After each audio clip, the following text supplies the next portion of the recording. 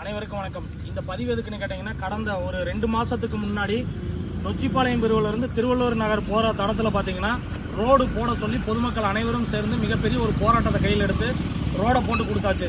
இப்போ இன்னொரு விஷயம் என்னன்னு கேட்டீங்கன்னா, 11 ஸ்பீடு பிரேக்கு வேகத்தடை போட்டிருக்காங்க. இந்த வேகத்தடை எதுக்குன்றது தெரியல. ஒவ்வொரு வீட்டுக்கு முன்னாடியும் போட்டிருக்காங்க.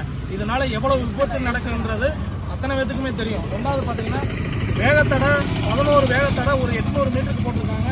இதில் பார்த்தீங்கன்னா ஒரு வெள்ளைக்கோடு போடலை, எதுவுமே பண்ண கிடையாது. ஏன்னா கவர்மெண்ட்டில் காசு கிடையாது. அதனால் வந்து வெள்ளைக்கோடு போடுறதுக்கு காசு இல்லாதனால ரொம்ப கேவலமான ஆட்சி இது. ஏன்னா அது போக பார்த்தீங்கன்னா கவுன்சிலர் வரீங்க, அவன் கவுன்சிலர் வந்து பொதுமக்களை விட்டால் ஓட்டு கேட்க வரும்போது அவன் வீட்டுக்கு கக்கூசை கழுவுறீங்க, டிச் அள்ளுறீங்க, குப்பை அள்ளுறீங்க, என்னென்ன நாடகம் நடத்துறீங்க. ஏண்டாடே, அந்த மக்களுக்கு சேர வேண்டிய ஒரு வேலையை செஞ்சு கொடுக்கறதுக்கு ஒவ்வொரு தடவையும் போராட்டம் பண்ணி தான் உங்களுக்கு செய்யணுமா? தயவு செய்து சொல்றேன், இந்த ஸ்பீடு பிரேக் அத்தனையுமே வந்து அகற்ற இது கண்டிப்பா நடவடிக்கை எடுத்தே ஆகணும். அதனால தயவு செய்து சொல்றேன், இந்த ஸ்பீடு பிரேக்கை பூரா எடுக்கணும்.